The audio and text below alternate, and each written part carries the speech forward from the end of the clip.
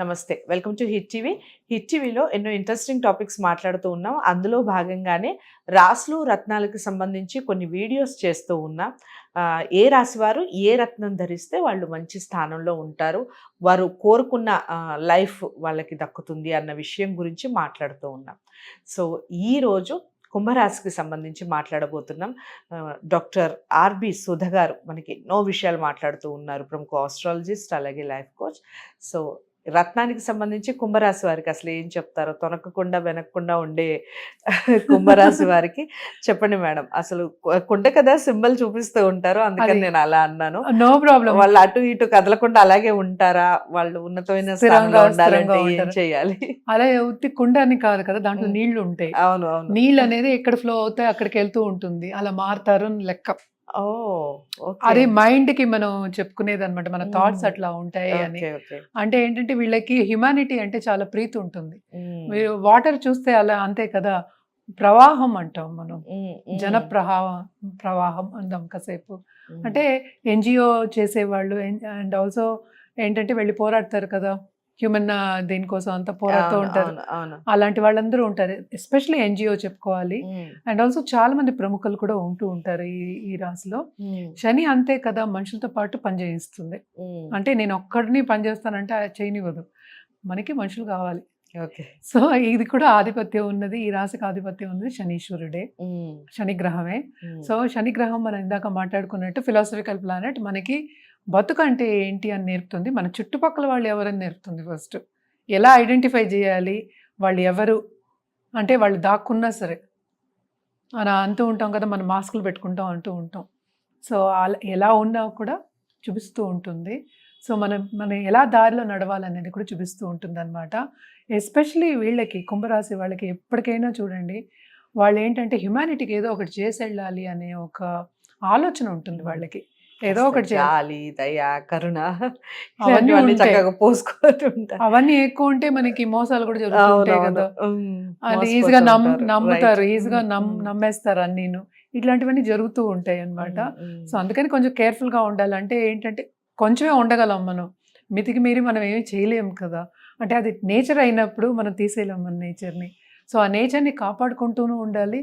అవన్నీ ఉండాలి కదా మనిషి అన్నాక, అవి ఉండాలి. అట్ ద సేమ్ టైం మనం ఉన్నత స్థాయికి రావాలి, పైకి వెళ్ళాలి ఇదే దాంట్లో, with everything, all the feelings కదా.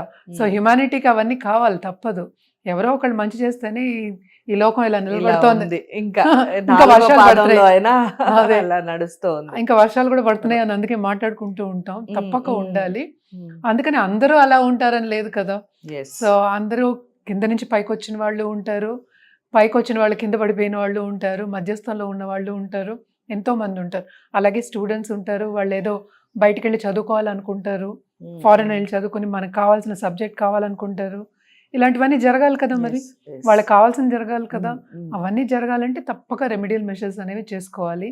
ఎస్పెషలీ ఈ రాశి శనీశ్వరుడిది కనుక మనం ఎప్పుడు నీలాలు చెప్పుకుంటాము, అది 3 క్యారెట్ పైనే చెప్తాము. అండ్ ఆల్సో ఇది ఏంటంటే మనం సిల్వర్లోనూ ఇస్తాము, గోల్డ్లోనూ ఇస్తాము. మనం 7 days అని చెప్పుకుంటాం కదా, ఒక రోజు శనీశ్వరుడికి శనివారం చెప్పుకున్నాము. అలాగే రెమెడియల్ మెషర్స్ కూడా చేసుకోవడం అనేది మంచిది.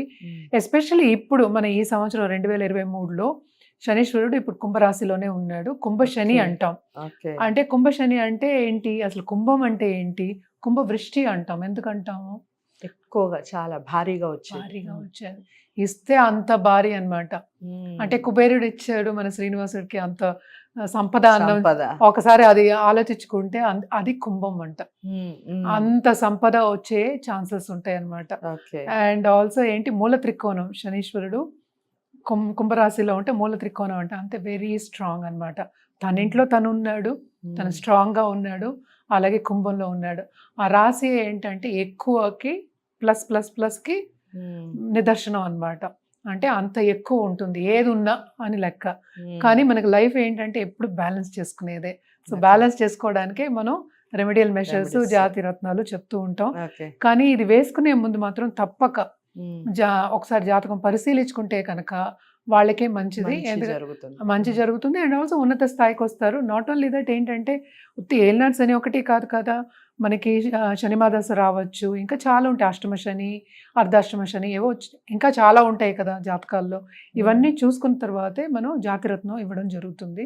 Okay. అలాగే కలర్ చూసుకోవాలి తప్పక. ఏ వారం వేసుకోవాలి, ఏ వేలికి వేసుకోవాలి, ఎందుకంటే కొంతమంది ఏమో చిటికెన వేలికి కూడా చెప్తారు, కొంతమంది ఏమో రింగ్ ఫింగర్కి చెప్తారు, మిడిల్ ఫింగర్కి కూడా చెప్తారు. ఎందుకంటే రాహు కూడా మనం ఇది తీసుకుంటాం అన్నమాట, ఈ రాశి ఈ కాలంలో కొంత తీసుకుంటున్నాము. సో ఇలాంటివన్నీ నీలాలు అంటే కలర్ కూడా మన లైట్ కలర్ నుంచి కొంచెం డార్క్ కలరు, ఇవన్నీ కూడా చూసుకుంటాం. చూసుకున్న తర్వాతే ఇవ్వడం అనేది జరుగుతుంది. అలాగే ఏ రోజు వేసుకోవాలి అని కూడా చెప్పడం జరుగుతుంది అన్నమాట. ఓకే.